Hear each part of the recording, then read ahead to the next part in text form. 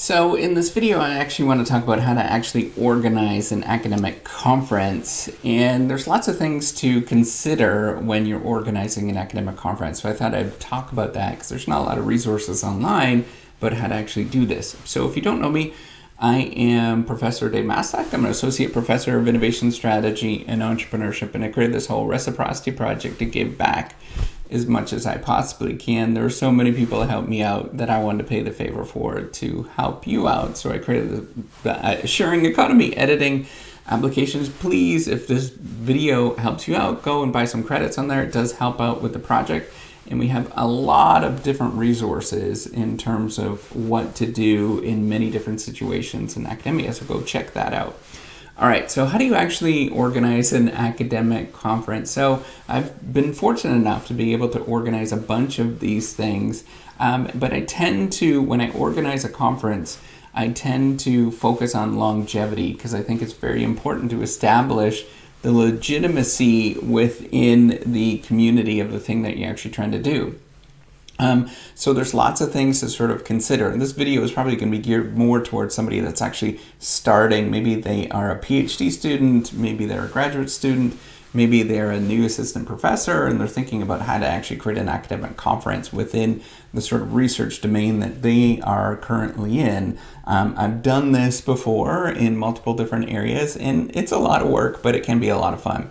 So I think the most important thing to realize is that you need to have the right people at your conference to attend the conference. In order for it to get legitimacy, you have to get legitimate people that are there that are really, that are actually doing interesting things and that have interesting ideas, whatever that looks like for you.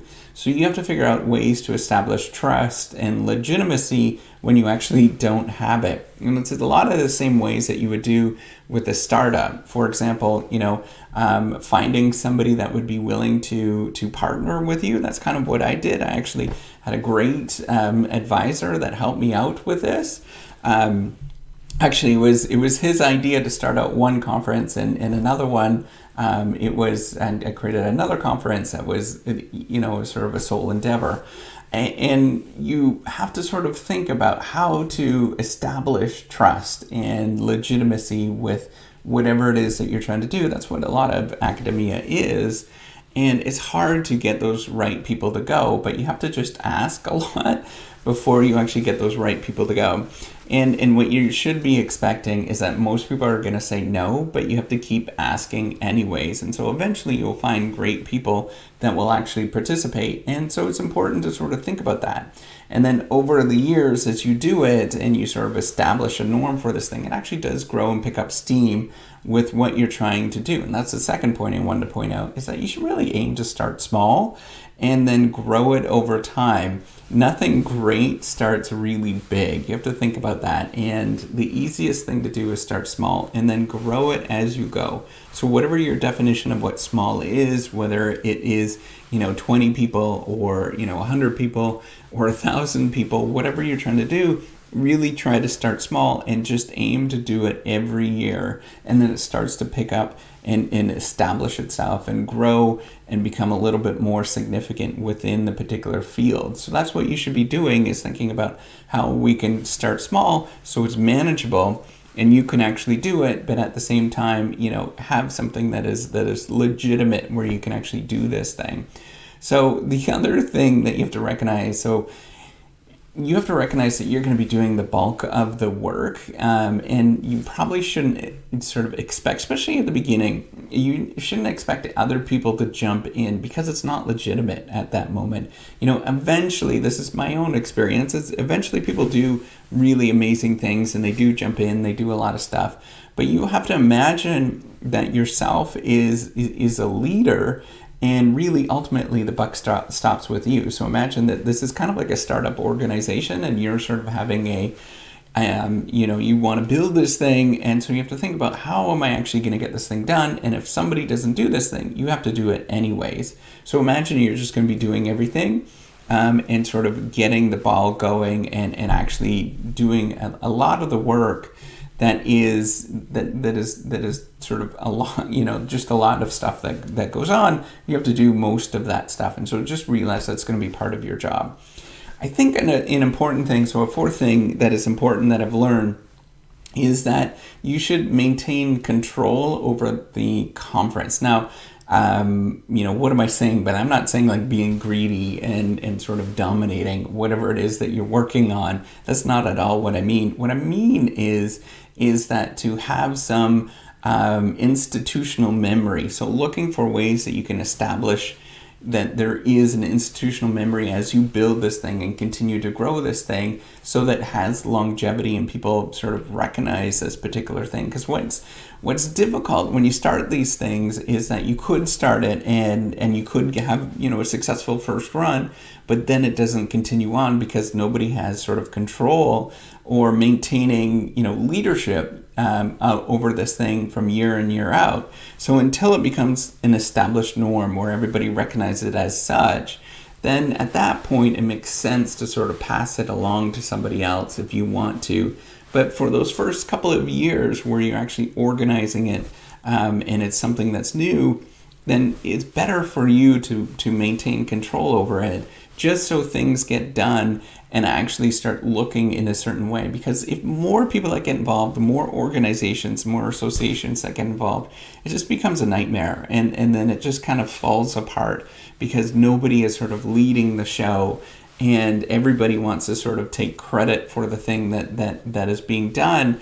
And so you have to look for ways that you actually grow this thing, and sort of, you can imagine it as like a little bird, right? And that little bird is going to grow, and you have to sort of nurture it and actually really ensure that this thing becomes everlasting. And that's what you should be looking for, is look for ways you can maintain control in such that it's kind of like a leadership role, not in the sense that it's all yours and all that kind of stuff. No, that's garbage.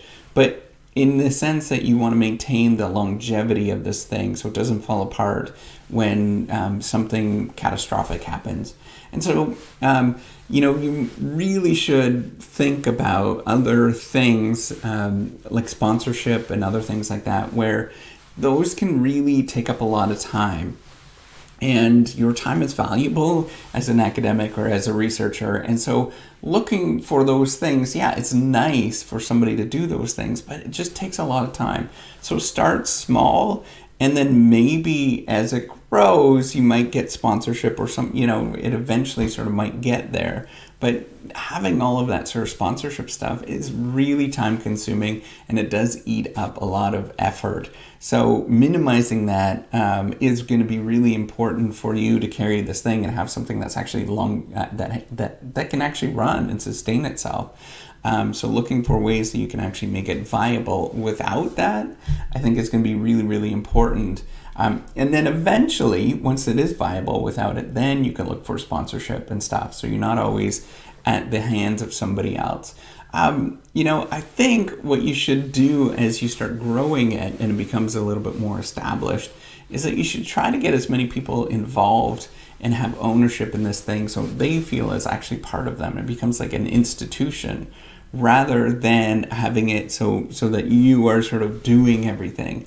I think that's really important, healthy, growing of a community. That's really what you're doing, is growing of a community where you can look for ways that you can give ownership to other people so that they're excited about the thing that is going on. And the more that you can do that, the better off that it's going to be. And so that comes to the last thing, is really welcoming people that are there, making them feel welcome and homey, such that they don't feel neglected in any sort of way. I think those are critical moments where you can establish an institution such that people just don't get overwhelmed with the sort of hoopla of it all, and it becomes something where people want to go to on a regular basis because that's their home.